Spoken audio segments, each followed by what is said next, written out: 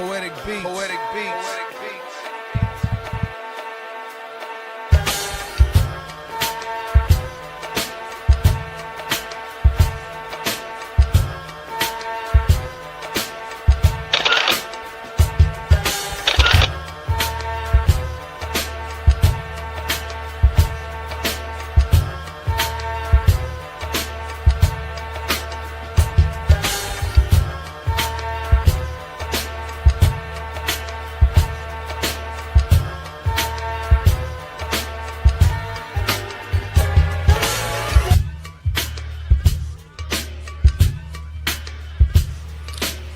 This is First GenXers. Poetic beats. Poetic beats.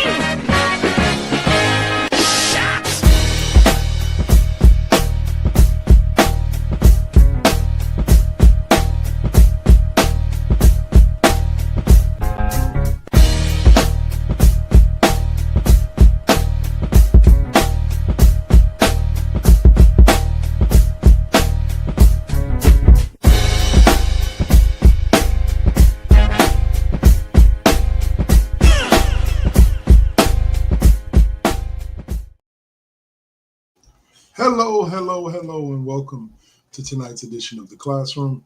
I am normally joined by O'Malley and Swab, but for tonight, I'm on my own. I am going to be talking several things. I'm just going to be talking my way through it. So if you guys got anything to add to the conversation, go ahead and jump in that chat room and line us up.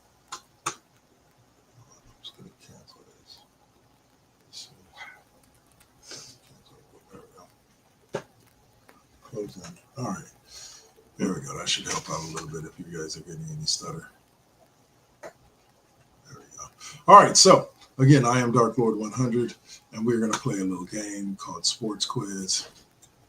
And the first sports quiz that comes up, it's kind of similar to our pop culture quiz. The first sports quiz that comes up, y'all, is in 1994 NBA Finals, which player missed the potential game-winning shot in Game 6 that would have forced the Game 7, sealing the Rockets' first championship. We'll get to that at the end of this block. And for right now, we'll dive into the first subject, which is NFL Week 4 and all that is going on with it. I currently have the Green Bay Dallas game currently going on in the background. But the big ones from the morning games, the Eagles remain undefeated by beating the Buccaneers. As both of them are 3-0, getting Green Eagles to 4-0. Rookie quarterback Jackson Dart led. That's the game that tripped me out. Like, the Giants controlled that game on defense and on offense, and Dart looked like a revelation. No offense to, I'll say it like this: the Dallas Cowboys defense is not that good, but I don't think he looks like that against Dallas. I don't think he does what Russell Wilson does against Dallas.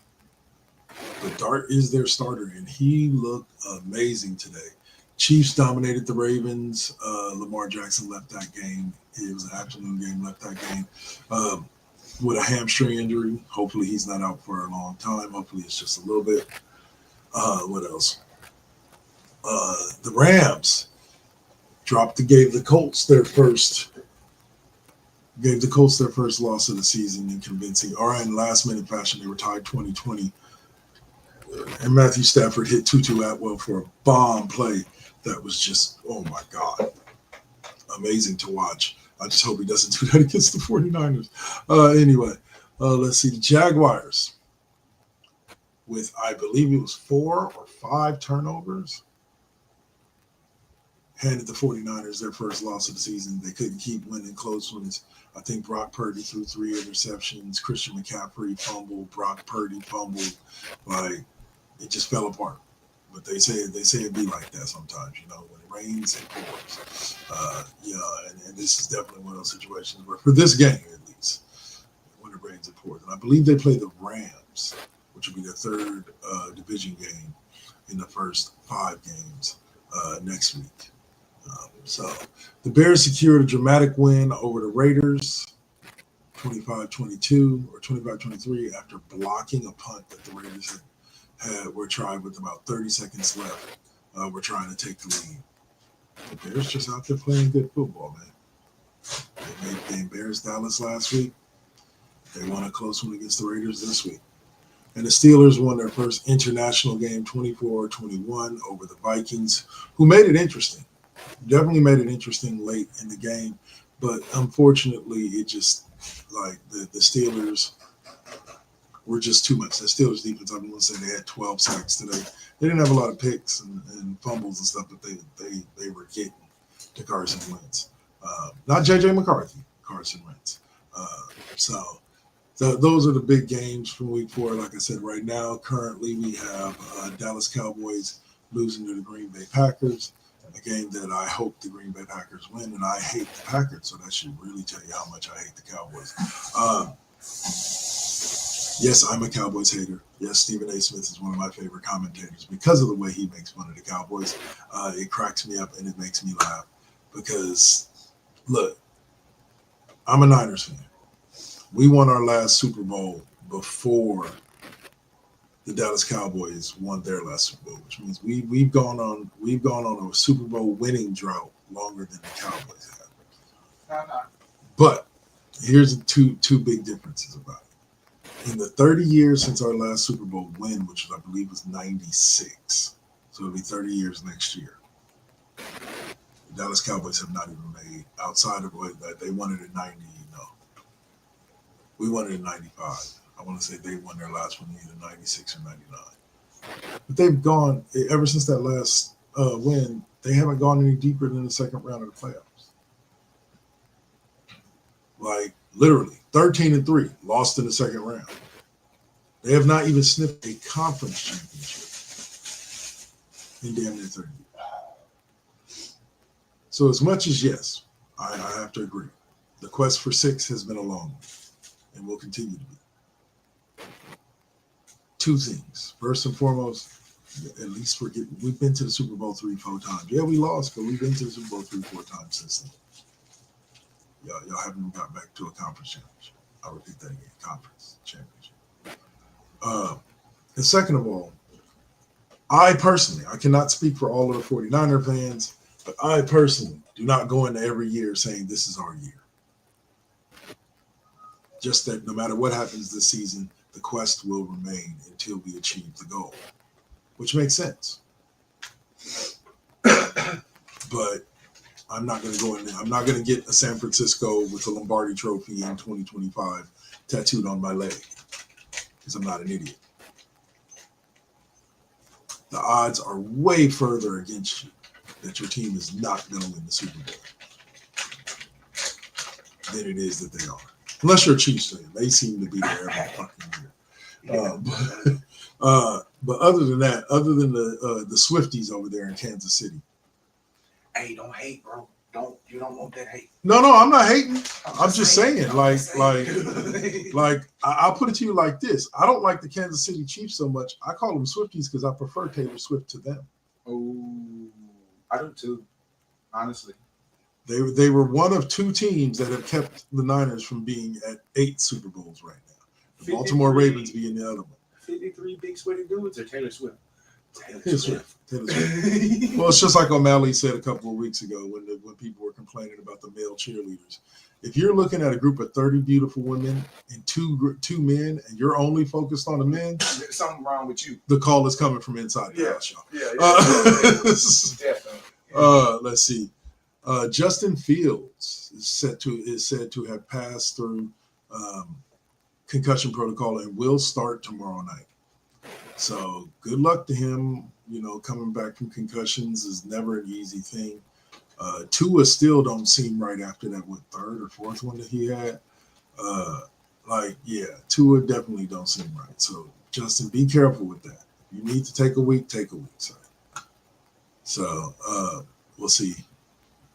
Also in NFL news, they did announce that it will play a regular season game in Rio de Janeiro, Brazil, in 2026 as part of its international expansion plans.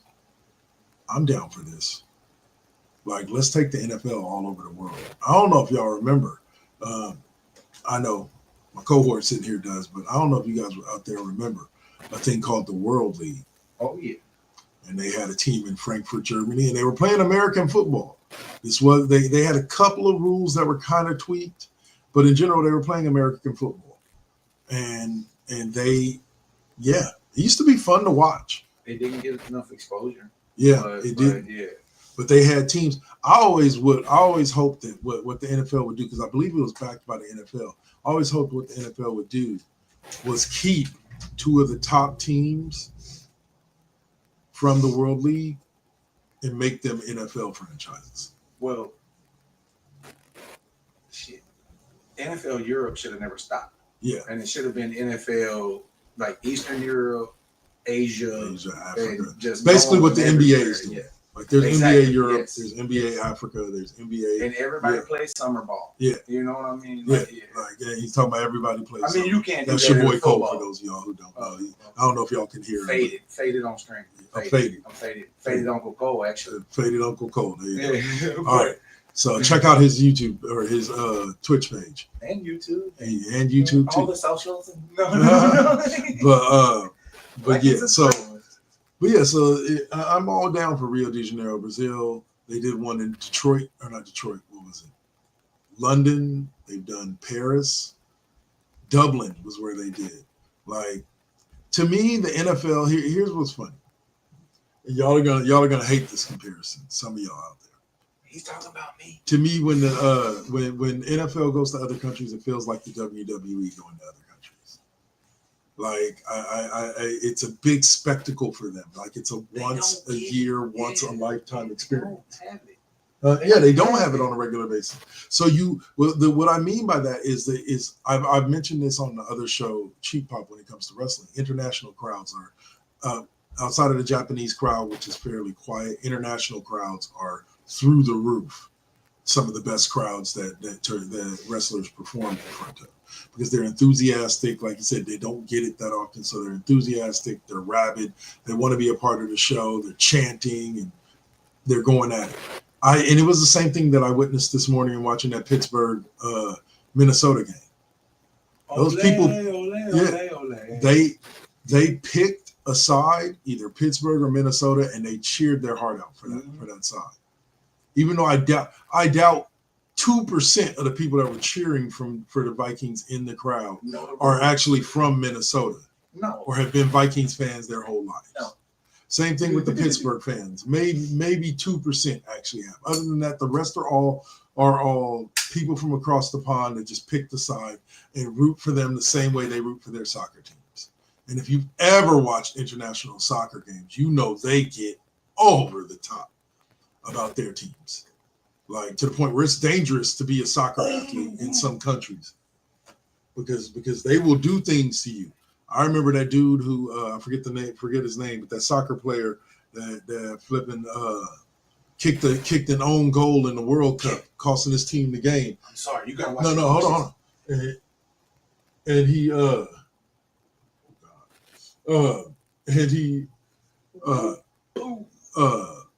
and he was getting death threats. Like he was getting death threats from fools because his own goal is what can cost the team the game. That is insane, people. That is utterly insane. Like, don't take it that seriously. Then same comparison when homie caught the foul ball when it could have ended. Yeah, Steve Bartman won the World Series. Yeah, Steve Bartman when he cost the Cubs their chance at the World stuff. Series. Yeah, he got death threats and everything. People, it's sports. But again, this is I'll say it like this on a tangent. This is also a part of the problem with sports betting. When there's money involved, people take it a little too seriously. Like, and when you just put down $500 on that team to either go to the World Series or win that game, yeah, exactly. And as this dude fucks it up with doing something stupid, like, yeah, you're gonna be putting more than your foot down. So, but then I don't know. Like I don't know what to do, but like y'all got to stop taking it so seriously. If you win, you win. If you lose, you lose. At the end of the game, they all shake hands anyway, And they go regardless of the party. outcome. They go have fun. Yeah, exactly. They don't get depressed and go into their man cave. And speaking of people who have too much goddamn money on their hands, an unnamed bettor has placed a nearly $4.5 million wager on the Seattle Seahawks to win Super Bowl. What is it? 60? Super Bowl 60? Let's see. Are we at 60 now? Seahawks did win. Yeah, we are at 60 now. Let's see what their record is right now. Felt like 10 years ago, but is it 50? You know? Yeah. No, it actually feels like 3 years ago, but anyway. I digress on that. I'm gonna grab my shit and get the fuck out of your business. No, it's all good. No, It's all good. I know, but yeah. Seattle Seahawks are 3-1, right alongside the San Francisco 49ers and the Los Angeles Rams. So hey, bro, you might come back. I don't know what their odds are to win the Super Bowl, but you might be making yourself some money. But you know, if you just gonna throw money out like that, like I need $420 for rent. Hit a brother up, like right there at the QR symbol, 2kk2.com. Just email me, bro. Hit that shit up. I got an investment opportunity for you. Okay. Yeah. It's called the Kevin Investment Plan. Charity starts at home. You invest in me. You invest in me and get the joy of watching me grow into everything that I can be. I wish I had singles right now, just so I could just over there and make it rain. I'm broke though. Oh man. But yeah, that's just this is something I label under what I've been notoriously labeling things under, as we've talked about items in the pop culture world that have been purchased for like millions of dollars recently on Cheap Pop. This is one of those things I file under the category as somebody who has too much fucking money on their hands, way more than they should have. So yeah, I hope you win, bro. Because if you don't, I hope you're in a position. $500, right? What? I don't know how much did he bet. 4.5 million. Yeah. Oh, see, I was thinking like $450. No. See, that's a whole different level. Yeah, 4.5 million. See, so if he loses, that's the same level that we are on. We can do a 450. Right. We can't do a 4.5. Right. There's no points. There's no points until you get to the .00. Yeah. No commas up in this. But yeah, seriously though, like, yeah, that's just somebody who has way too much money on their hands. All right, so before we wrap up this segment here, I'm going to go back to the sports question. I don't know if any of you got it. In 1994 finals, which player missed a potential game-winning shot in Game 6 that would have forced a Game 7, sealing the Houston Rockets' first championship? Allen Iverson. I don't know. I really don't know. Close. Right generation, wrong player. I just don't know. His name was John Starks. He was the light-skinned assassin for the New York Knicks before Steph Curry was the babyface assassin for the Warriors. John Starks missed a pivotal shot in Game 6 that handed the Rockets their first championship. So, all right, y'all. So I'm going to go ahead and take a break real quick and run a quick podcast block. And I will be right back with you guys. Let's see. Right back with you guys in about 5. This is The Classroom, featuring today just Dark Lord 100, and the voice of Faded Uncle Cole. I'm a ghost. He's a ghost. And I will be back right after this. Hey, it's bad when you grab.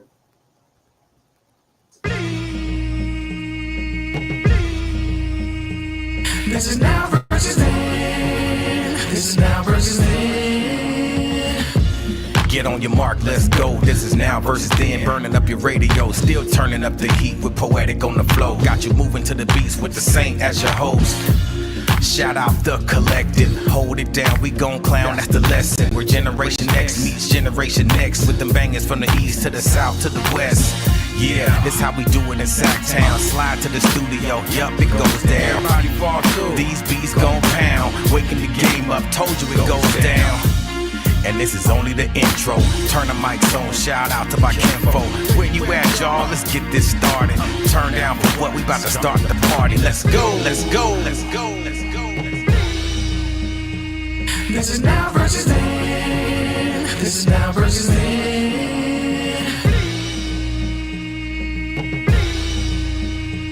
This is now versus then. This is now versus then.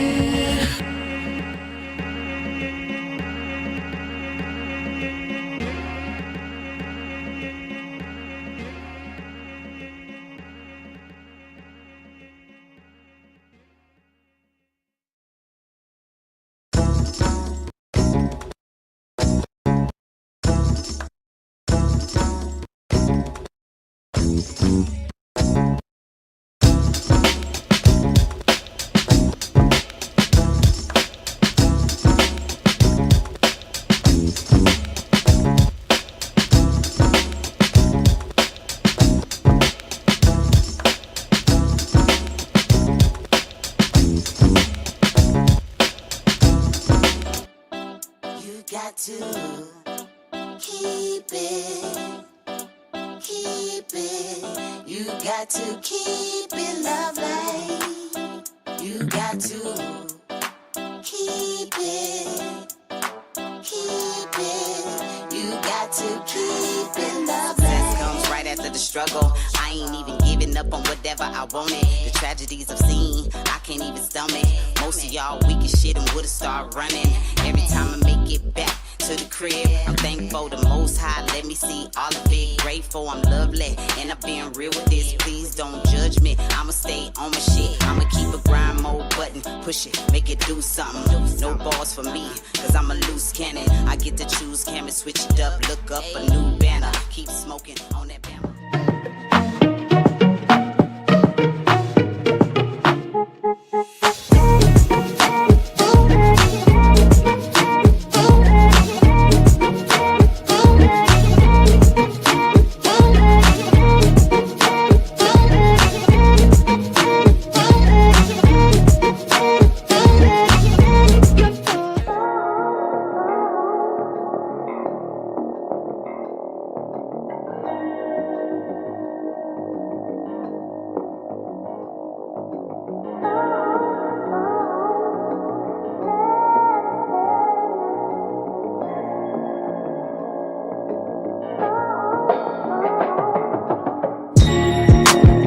They say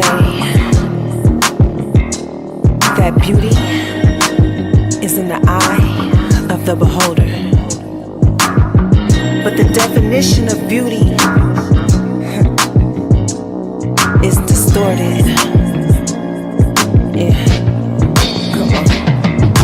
Searching for yourself, so insecure about the way you look, so you go to Miami. You can't find the love within yourself.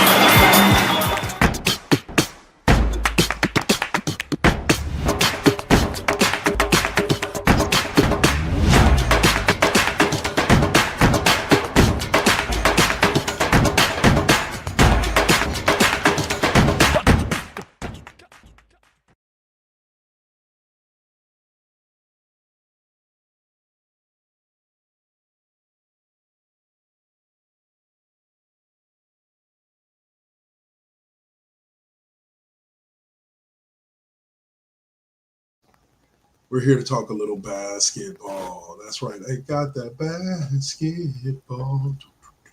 Anyway, but first we're going to kick off with the sports culture quiz question or sports quiz question. Let's see if any of you guys can get it.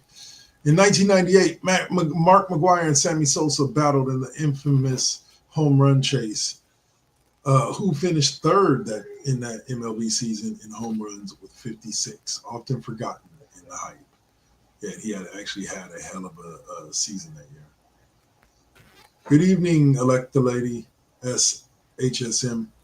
It's me, just me, Dark Lord 100 this time. No Saint, no Rune Scryer, no O'Malley, no Suave. All right, so diving into the NBA season with training camp opening up, I believe, this week for some teams, within the next 2 weeks for all teams. You know, we're getting to find out where certain players are at and if they're even going to play this season. So the first player I want to hit on is Fred VanVleet. From the Rockets is likely to miss the entire 2025 season with a torn ACL. Torn ACLs always suck because, you're out for a while. Like Malik Neighbors just got a torn ACL today. Odds are good this kid's not going to play again this season, no matter how good or bad the Giants are. Maybe if they make it to the Super Bowl, and the same thing with the Rockets, like he's going to miss the entire regular season for sure. If the Rockets are a 2 or 3 seed, or potentially the 1 seed, and they end up coming back and being able to make it to a finals, maybe VanVleet plays in the finals because I believe he tore it earlier this year, late last year.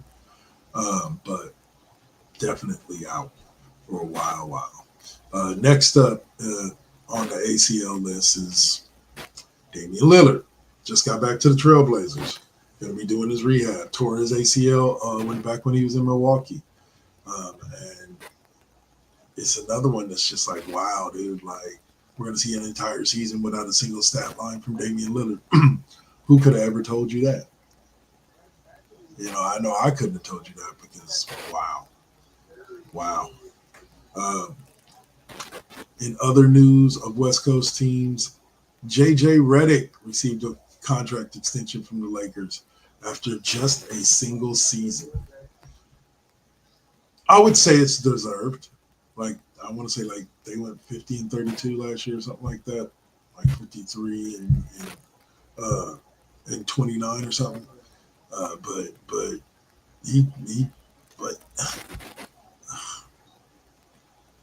I say this knowing, as a Warriors fan, an immediate response is going to be, what about Steve Kerr and Steph Curry? And I cannot sit here and tell you that I see it any different and would be able to disagree with you.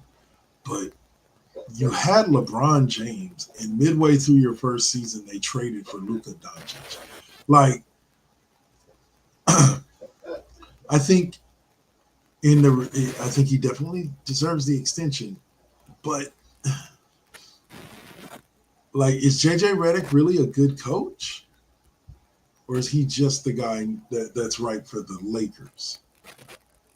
Because I'm not saying JJ don't know his basketball. That man knows his basketball. I would never want to debate him in basketball. He would kick my butt. But as a person with an opinion, I don't know. I don't know if he deserves a 4-year extension after 1 year. I forget what the original contract he signed was anyway. I believe he originally was signed to a 4-year deal. So they basically just added an extra year.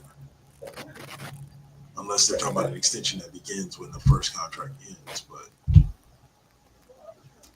all right, Lakers. Hopefully it leads to something good for you. You got a great team. And you got a bunch of good players. So let's see if JJ can make it work.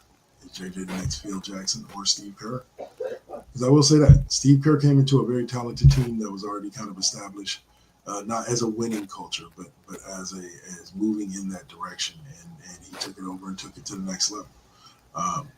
But Mark Jackson built that team from square one. So again, let's see what JJ is going to do this year. I will be impressed if the Lakers are top 4 seed, but we'll see. I believe they finished 5th last year. I don't remember. All right, so in golf news, USA was beat down on Bethpage Black by the European team, with the event marked by heated exchanges and overall dominant performance by the European team. Man, I tell you, these boys from around the world are catching up to our boys when it comes to golf. It's kind of happening the same way it happened with, what was it? The same way it happened with basketball with the European players. All of a sudden coming Luka, Jokic, Giannis, all these foreign players coming in and dominating the NBA. And I believe it was Luka who said that playing in the NBA is actually easier than playing world ball. And somehow I'm starting to believe that. Because for those of you who are old enough to remember, during the 1990s, there was this thing called the Dream Team. And the USA went out and stomped because for prior years at the Olympics, the USA, all the different countries had to bring in amateur players. They couldn't bring in amateur players. They couldn't bring in professional players. And for the most part, the world's amateur players were better than the USA's amateur players. And then came the Dream Team: Magic, Larry, Jordan, Barkley. And they won every game by like an average. They won several games by 60, 70 points and won by an average of like 40. And they were just out there messing around. But in the years since, if you watch the Olympics, the world has started to catch up. And I believe something similar is happening in golf. The world is starting to catch up. Some of the more dominant players have always come from the U.S. Jack Nicholson, Tiger Woods, etc. But these guys are, yeah, these guys are catching up and they're being cocky about it. People may not like it, but here they come. If you don't want them to do it, stop them. I did want to touch on one other basketball subject. As Jonathan Kuminga skipped a team mini camp due to contract negotiations. Look, we've talked about this subject ad nauseum. In my personal opinion, it's just time for Jonathan Kuminga to either sign the qualifying offer or sign the 3-year deal for $75 million, and just come play. Sign if you really want to be out of here that bad. Sign the qualifying offer. Come play one last year. Put your heart into it. Show your worth, and the next year you can go on to being a top tier player or someplace else. But in no way, please keep dragging this out and missing camp. Because man, look, you're a damn good player, athletic as hell, but you still got stuff you got to work on. You can't do that if you ain't on the court. You ain't on the court playing. So I know I'm not one to give advice. I shouldn't be one to give advice to Jonathan Kuminga because I've never played basketball at a professional level in my life. I would give him that advice. Sign one of the 3 contracts that are sitting in front of you. Get in the gym and show them why you should be paid more or why they should want to keep you. All right, let's move on. We did Europe. Okay, here's a good one. With the MLB playoffs on the horizon, the record-setting performers, the Yankees' Aaron Judge became the tallest MLB batting champ in history, and the Mariners catcher Cal Raleigh also made history by hitting his 59th and 60th homers. That happened this week. Man, I tell you, those guys, Aaron Judge, man, if you were to sculpt one of the best basketball players in the history, or not basketball, baseball players, as far as like their build, their makeup, if you were to draw one of those or design one of those, Aaron Judge would be 90% of what you drew, because he is. I'll say he is everything you could want in a baseball player. He plays third base. He can hit easily 40 home runs in the season, 40, 50 home runs in the season. And yeah, he's an amazing player. So, and then you look at Cal Raleigh. I remember when they brought him up first. I believe it was last year before last. But now the kid's hitting 60 home runs. He came up as a power hitter. People expected him to be able to kick the ball out or hit the ball out, and he did quite a bit. So, all right, last thing we're going to take a look at is we are in the WNBA playoffs, and as we told you guys, we are down to the semifinals, and as of right now, in a best of 5, it looks like the Mercury have a 2-1 lead on the Lynx. And the Vegas Aces and the Indiana Fever are tied 2-2. With Game 5 being Tuesday, so their clincher will be Tuesday. And the Lynx and Mercury are playing right now, and it looks like the Lynx are currently up, looking to tie the series. So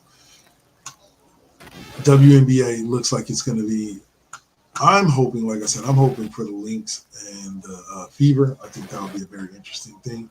And if the Fever win the championship without Caitlin Clark, imagine how much better they'll be when she comes back from whatever she's dealing with. So, all right, y'all. So let's get back one more time to that sports question or sports quiz, and then we will be closing out. It's going to be a short episode since it's just me tonight. But the quiz question was, in 1998, Mark McGwire and Sammy Sosa battled in front in a famous home run chase. Who finished third in that MLB season in home runs with 56 and is often forgotten in the hype? Drum roll, please. The answer is the man who has the sweetest swing in all of baseball that I've ever seen. Ken Griffey Jr. That's right. Ken Griffey Jr. finished that season with 56 home runs. coming in third to McGuire's, I believe 72, and Sosa's 60, like 63, 65, somewhere around there. But all right, y'all, so that's going to do it for me for today. I hope you guys have enjoyed listening to me ramble on about this with you, Faded Uncle Cole, who's on right now, if you want to check him out, and others. And I hope to see you guys again next week. Hopefully I'll be in awesome. Yeah, I got a lot of hope. I'll be doing a stream later on this week as well, video game stream for my YouTube viewers and for our Twitch viewers.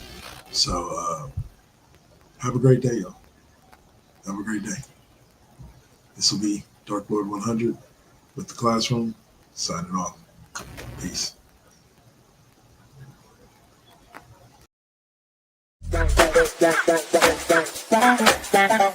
Bye.